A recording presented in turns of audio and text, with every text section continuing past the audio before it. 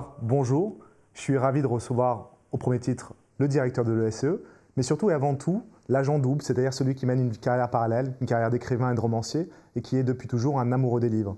Alors, si j'ai décidé de vous recevoir aujourd'hui, c'est pour nous parler d'un bouquin qui vous tient à cœur et qui me tient à cœur aussi, c'est Le Château de Kafka, et pour discuter des rapports entre la littérature et le management. On a l'habitude de penser la littérature avec la philosophie, par exemple, mais beaucoup moins sous l'angle du management, de l'organisation. Qu'est-ce que vous pourriez nous dire justement sur cet apport de la littérature à l'organisation, à la théorie du management? Je ne sais pas si la littérature et le management sont liés, la littérature et l'entreprise. Moi, je pense que l'entreprise est un lieu de vie comme un autre. Comme je pense que la lecture est une activité qui permet de se retrouver soi-même. Finalement, on écrit le texte qu'on lit. Comme d'ailleurs on dit souvent que l'auteur lit le texte qu'il propose.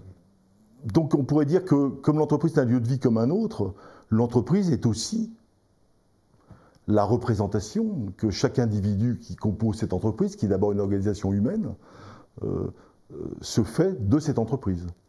Donc l'entreprise, certes, est une organisation qui a pour but souvent de produire ou de délivrer un service, mais c'est d'abord une organisation humaine où chacun joue un rôle, et cette entreprise est une fiction, finalement, dans sa représentation qui est là pour chacun des acteurs de l'entreprise. C'est intéressant, chacun joue un rôle dans une fiction qui est une sorte de théâtre où s'organisent les relations qui sont des jeux aussi. Tout à fait, et dans une relation d'ailleurs qui est des fois tout à fait personnelle, qui n'est pas forcément énoncée en tant que fiction, puisque moi si je travaille à l'ESCE, ce n'est pas une fiction, mais il n'empêche que travailler dans une école, c'est pas de travailler dans l'industrie pétrolière, qui n'est pas de travailler dans l'édition. Et quand vous travaillez dans l'édition, travailler chez Gallimard, c'est pas travailler au seuil. Et il y a une culture organisationnelle, il y a un monde dans lequel vous pénétrez. Donc on en parlera d'ailleurs par rapport au lien avec la littérature. Et c'est vrai qu'on a chacun une représentation de l'entreprise dans laquelle on évolue. Ouais. Comme, je pense, un roman, un récit. Il y a une foule de personnages, ou très peu d'ailleurs, peu importe. Il y a un construit organisationnel, puisqu'il y a des personnages qui évoluent, qui se rencontrent, qui se croisent, qui s'entrecroisent. Et c'est une fiction. Donc il n'y a pas de raison que la fiction que l'on peut avoir de la représentation de l'entreprise par rapport à la fiction que l'on peut imaginer en lisant un roman n'ait pas de lien. Et j'aurais tendance même à dire, et là je m'adresse à vous étudiants, que lire des romans permet de mieux comprendre l'autre en soi comme l'autre en tant qu'altérité. C'est de mieux comprendre pourquoi, parce que ça permet de ne pas se bloquer et d'interpréter finalement ce qui se passe comme si c'était un roman. La vie est un roman, l'entreprise est un roman. Alors justement, si on doit parler d'entreprise comme fiction, pourquoi ne pas parler directement du château, qui est la fiction type. Le château, c'est le point qui surplombe l'histoire avec K. Et je vous remercie parce qu'en fait, me demander de parler du château, c'est me demander de parler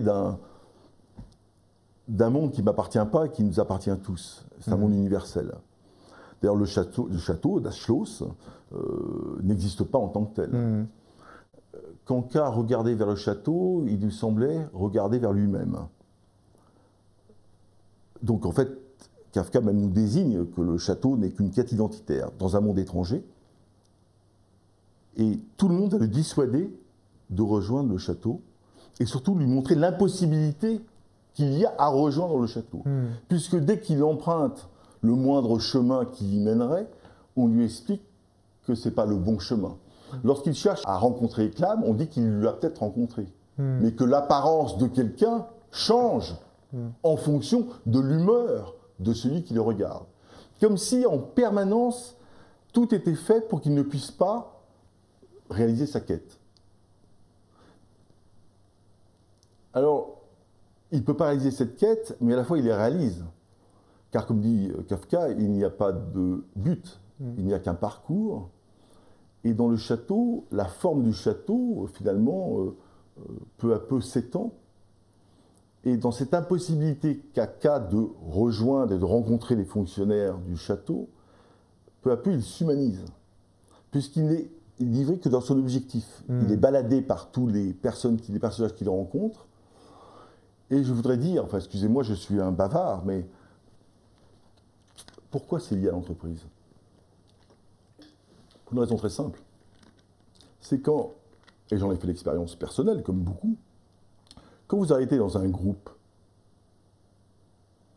nouveau recruté, vous êtes une forme de cas en quête identitaire.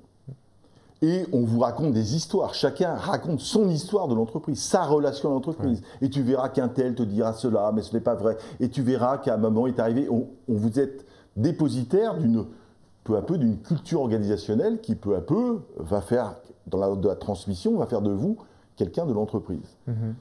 Mais vous êtes aussi étranger à tout ce qui se passe. Et vous jouez. Vous jouez un jeu de la vérité, parce que vous ne jouez pas au sens cynique, mais vous jouez parce que vous devez vous adapter en permanence à un monde qui, au départ, n'est pas le vôtre, avec des codes, des règles, qui sont faits pour vous empêcher